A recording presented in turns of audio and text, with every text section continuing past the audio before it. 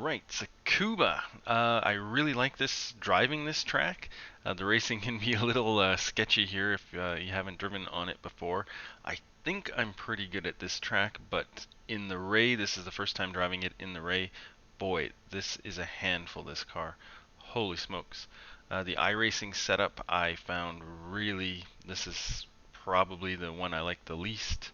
The back end is really sketchy with the iRacing setup. So also this track, well, it's always said don't overdrive your car. You're just going to go slower. This track is going to punish you if you try and overdrive it.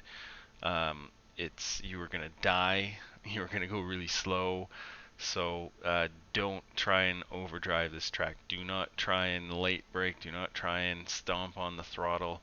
This track is really punishing. So ride height is 14, so it's not as low as it goes. There's some curbs here you want to make use of. So yeah, not as low as it goes. ARB 0. Damper is way up. There's so many uphill and downhill braking spots. The rear really wants to kick out in a lot of those braking zones. You're not locking it up, but it still wants to kick out. So that compression is up quite a bit. Brake bias, of course, is individual, but if you're locking them up, just increase that. Suspension, or yeah, spring rate is all of them is as low as they go, just trying to get as much grip as you can on this track. Camber, if you're watching these videos, you know I like to play around with the camber. So yeah, I've altered the camber here a bit. It's not the end of the world. It's not a huge component to going fast. It's just something I'm fooling around with. Toe in, not turned up too high. Turn in here is actually pretty good. Understeering is not an issue here. Oversteer is. Yeah, so again, springs soft as they go in the back. Toe in is turned up just to get the braking a little better. Ride height. Now, this is a change from a lot of setups. Usually keep the back end higher than the front end, the rake, just to keep the car a little bit more balanced. But because it is so easy to lose the back end here, I have the back end height equal to the front end height, so really sort of reduce that rake quite a bit. And I find that just makes the back end more compliant. Could be more compliant still, but it does make it more drivable, I find. 13 liters, again, probably going to be the right fuel for this race. It is a short gear stack. That is the racing suggestion. I do find it a little awkward. The gearing, there's corners you kind of want to be in second gear, but second gear is just too much, so you got to go down to first, and first gear is not where you necessarily want to be. But this track is very hard to pass on, and the start is going to be so important. So the short will definitely give you a boost on the start. If you are struggling though with the gears, you could try the standard stack. It will cost you off the line at the start of the race, but if it helps you survive, if it helps you go faster through the race, it might be something you want to try. So we'll get to business here, go through the corners in slow-mo, and then run them out at full speed. So this one in fourth gear, obviously looking for the steel barrier on the left. Now I like to come in with the car angled towards mid-track. I don't like to hang it out on the left. You can hang it out on the left. It will open up the corner a bit and give you some speed through the next section, but I find you're slower on entry, and the speed you get on exit isn't better than the speed you gain coming in a little tighter line. So, but watch for people. Some people are going to take this really wide, and some like me are not going to take it as wide. So yeah, just before the steel barrier, hard on the brakes, very hard braking zone. Um, Down into second, you got to get the car really slowed down here because you have to take this in first. I can't make it work in second. I would like to, but it does not work. So yeah, as you saw, just releasing the brakes, you have to make sure the car is slowed down when you downshift into first. If you don't, those wheels will under rotate and you will spin. So this one does take some practice. Um, Watch out, practice the defensive line because this is going to be probably one of the biggest passing corners on the track. Um, People can run it out on the outside if they're really good, and if you're coming in a little too slow defending, they can pass you on the outside here, so watch out for that.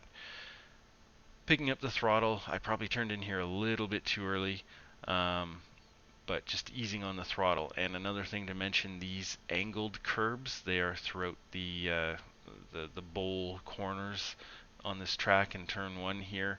If you get a tire on these are very slippery. If you're on the throttle, full throttle, you are going to spin up the back end and probably spin out. So watch out for that. These curbs are nasty. These angled ones, anyway. Yeah, so run it out wide, shifting up the gears. Just straight line it as best you can. Coming into this next one, again, this is going to be one you got to watch the guys in front of you. This is notorious for car spinning here, and it is hard not to get collected.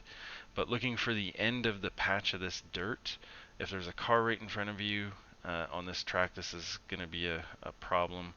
A lot of the markers, if there's a car in front of you, they're going to be hard to see, so it is going to take some practice just figuring out where that brake marker is if you can't see it well. But just before this, the end of this patch, about a car length before the end of this patch, you're going to be getting on the brakes. If you get too far over here, it is an X. If there's a car beside you and you get pushed over quite a bit over here, you're not necessarily going to die, but in the past anyway, you can actually get a slowdown here. So watch out for that. If you try and get too much on the grass here, whether you're forced off, it is a painful slowdown. So just before the end of this patch, hard on the brakes, very hard on the brakes, down into second, going to be going down into first. This is a late apex, so you don't want to get in too tight on entry. Leave the car a little bit above that curb and just start getting on the throttle. You have to really watch out if you turned in too early. Again, these curbs are deadly. They will spin you out. And this whole section, if you come in too hot, easy to spin out. So watch out for that. Watch out for the guys in front of you spinning out because it's hard to avoid getting collected. You can run the car out wide here a little bit. I didn't, probably because I could have taken that a little faster. Up into third, leaving it in third. And you're turning in here earlier than you think. You want to cut this corner. So in third, just a little lift, and then just having a little power on there just to keep that back end steady. You don't want to be full throttle as you get onto this curb. Again, it can spin you out. So just get on the gas afterwards, but it does open up the corner quite a bit. So you're on full throttle here on exit. You can use this curb here. You don't really, I mean, you can use the green patch, but you don't want to run it that wide. Just make sure you're back on track before that grass. And you want to hug this white line. It's kind of tricky. The car sometimes feels like it wants to get pulled in a little bit towards the grass here, and if you touch that grass, I think it is an X. But it also is going to grab your front tire, and it's going to unsettle the car quite a bit. So watch out for that. Don't get on that grass. It's pretty dangerous. And then just running the car out wide. If you've done this right, I find you don't really need to get all the way over to the right. It just extends the track a little bit. It doesn't cost you much time, but slightly slower going all the way out there. But it's there if you need it. And again, this one is one of those tricky ones where if there's a car in front of you, it's going to be hard to gauge where you're braking. But basically, there's a bend in the track here, this white line. That's what I'm using as a braking marker. There's not a lot of great markers there to pick out. So it's just going to take some practice, but braking just before that kink in the white line. Again, really hard on the brakes. And again, just like turn one, coming into these corners mid-track, you probably are going to see some people going way up on the left here.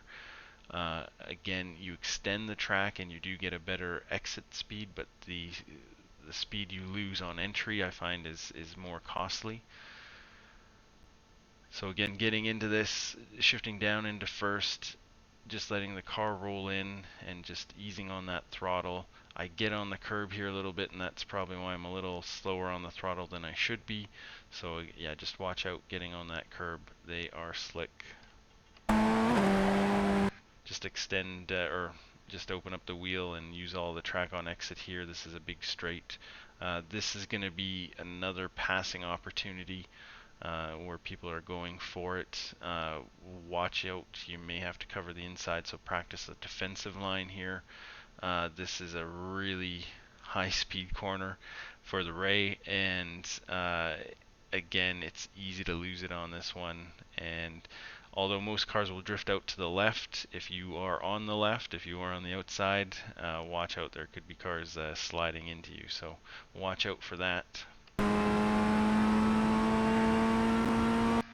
So I'm looking for the blue, hay bale or whatever these are, and braking before it. A little bit of brake, fourth gear, just to load up the front end, just to keep from basically sliding wide. If you slide wide, as long as you don't crank the wheel too hard, you should be safe, or get on the brakes too hard, you should be safe. But it is easy to spin out there.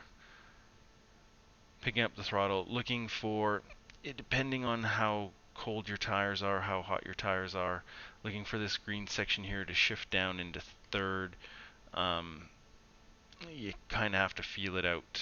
I probably shifted down a little early. I do like to shift a little bit closer to this red curb, and then just easing on the throttle. Again, making sure you're not sliding wide. That's just going to cost you time. And you want to be on exit pretty tight up against this curb and have it be able just to straighten the wheel out as early as possible, full throttle as early as possible. Just trying to get as much speed into this straight as you can. And you're definitely going to want to use the curbs on exit, even the green stuff here. It doesn't cost you an X or anything. And it is a short run to the line, so you have to get the pass done if it's the last lap, because there won't be any drafting to overtake. So yeah, 57.4, I think that will be fairly competitive time. Do watch out, I don't think I actually said it. Track is 23 degrees, usage is 16, so that's not great. But I have done a few practice sessions, and the temperature has ranged from about 22 to 29. And 29 is a lot different than 22, 23, so watch out for that. So we'll see you guys on track. We'll see you next time. Good luck out there. You'll need it for this one.